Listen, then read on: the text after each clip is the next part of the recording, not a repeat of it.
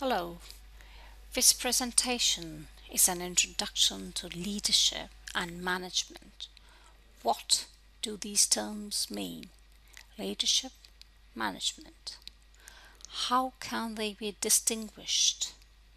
There has been much debate about what leadership and management team mean and whether they are separate and distinct or whether they overlap and are complementary.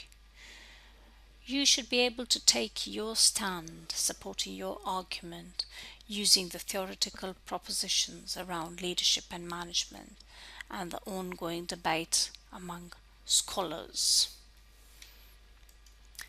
By the end of this session, you will be able to explain the meaning of leadership, identify the main theories of leadership, compare and contrast leadership and management in organizations.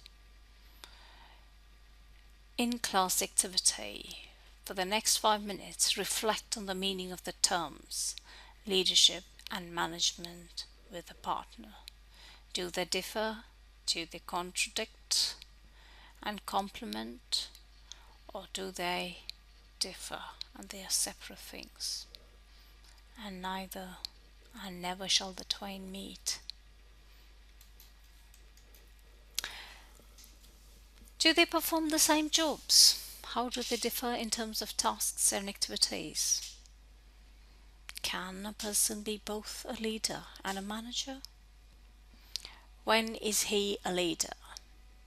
And when is he not a leader but a manager? Is there a stereotype in our heads? Are the terms interchangeable? Are they different? Are they polar opposites? Or is there an overlap?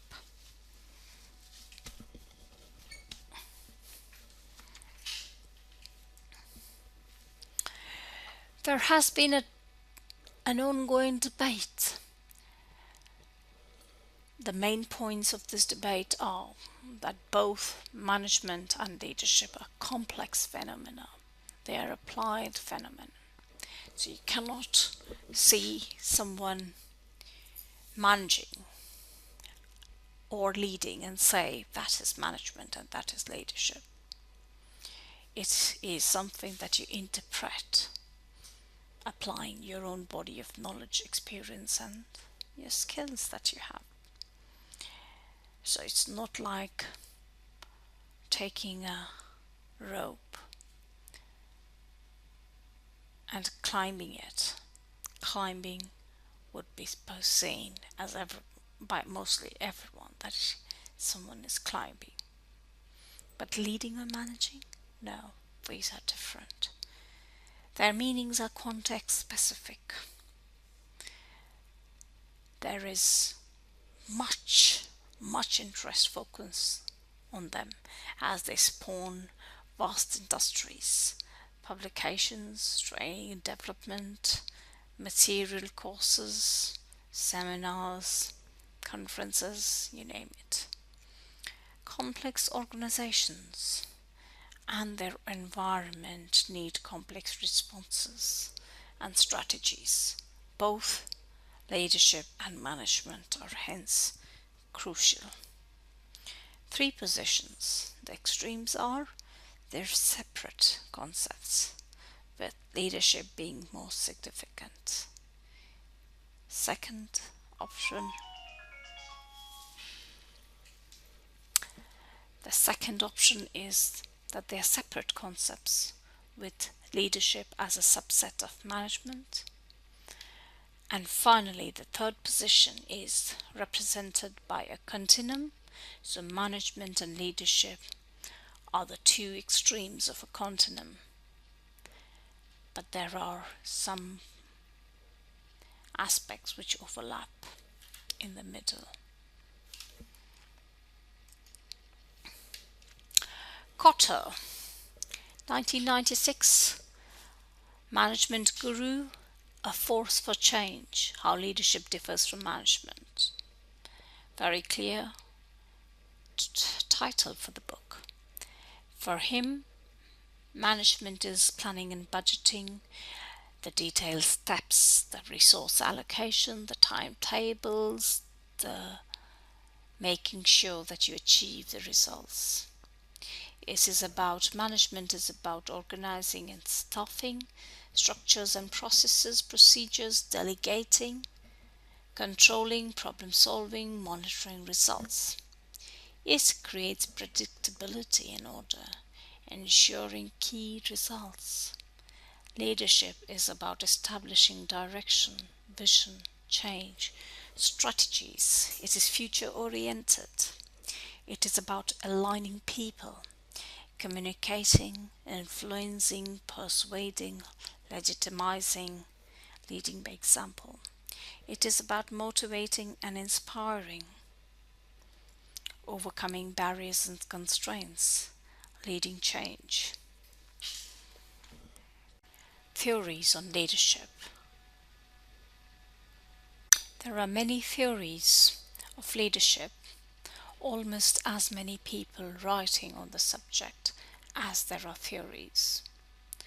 Leadership is seen through many lenses: disciplines, paradigms, time periods, theoretical perspectives, which adds to the complexity. I prefer to think of the literature on leadership as very prolific, almost a balkanization of the literature. The literature primarily emerges from three sources: academic, popular, and the £1 million consultancy training development source on leadership.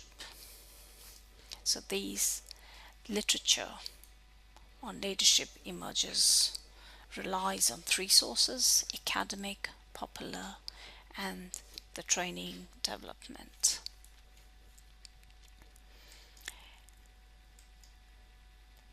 If we look at the brief journey of this literature, we begin with the traits and the great man theory, followed by the styles theory and the contingency theories.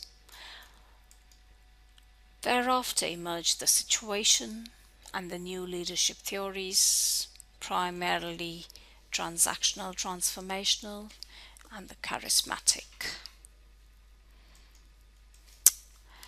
I have not gone into any details, and there are many books available, like Northaus, Uckel, Avery and Gale, and many others. Cantor in 2004 wrote a book, Confidence, Leadership and the Psychology of Turnarounds, which is published by Random House, London. Page 325-26, she writes, leadership is not about the leader, it is about how he or she builds the confidence of everyone else. Leaders are responsible for both the big structures that serve as the cornerstone of confidence and for the human touches that shape a positive emotional climate to inspire and motivate people. Leaders deliver confidence by espousing high standards in their conduct, in their messages, by exemplifying these standards in the conduct they model and establishing formal mechanisms to provide a structure for acting on those standards. Leaders deliver confidence by espousing high standards in their messages, exemplifying these standards in the conduct they model, and establishing formal mechanisms to provide a structure for acting on those standards.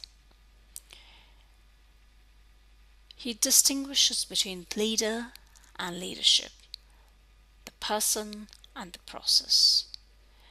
And yet, we see that it is difficult to separate leader from leadership.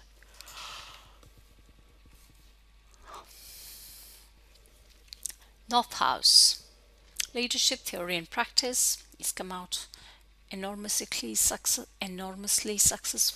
fifth edition of the book. A process whereby for Nothouse, leadership is a process whereby an individual influences a group of individuals to achieve a common goal. There are process, groups, common goals, influence, all of them important within this process. Interaction between followers and leaders. Leader-centric definition. Leadership theories. What do we learn from them? How can we use them to analyze and better understand the phenomena? What are their limitations? How can we contrast and compare one from the other? Do these theories have relevance in different contexts, cultures, industries, and sectors? We need to reflect on all these aspects of leadership theories. New leadership theories. Leader begins to define organizational reality through the creation and development of vision and strategy. Leaders transform the attitudes and motivations of followers and hence their behaviors. Leaders become managers of meaning.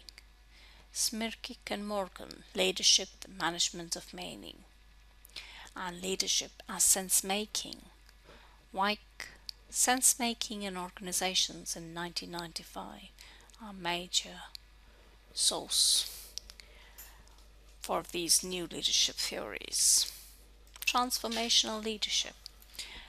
Burns in 1978 and Bass 1990 are the early major gurus of transformational leadership.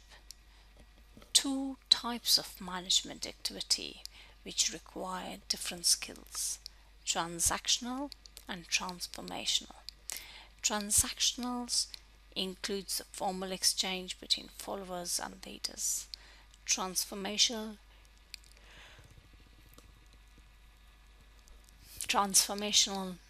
inheres in it elements of charisma, inspirational and visionary characteristics, intellectual stimulation, individual consideration. Vision and leadership.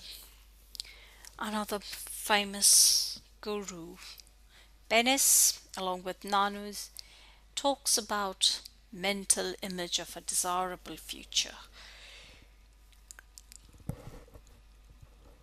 Create and embed the sense of purpose and direction.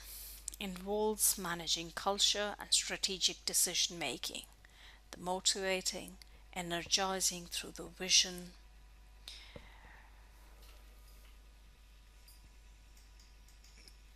Shared leadership. Relational understanding based on mutual exchange. It is a critical perspective. It challenges the leader's hegemony. Pearson Conger, 2003. Shared leadership, refraining the hows and the whys of leadership.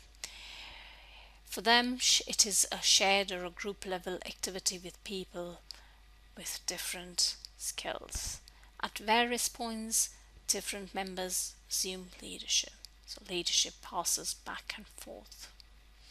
Greenleaf, 1977, servant leadership. Understanding followers' needs and aspirations, helping them attain it ethically. Greenleaf, servant leadership. Finally, strategic leadership. Major work, Boer and Huiberg. The big picture focus. Strategic leadership needs to be many-hatted because there are diverse activities and roles. Decision-making, vision,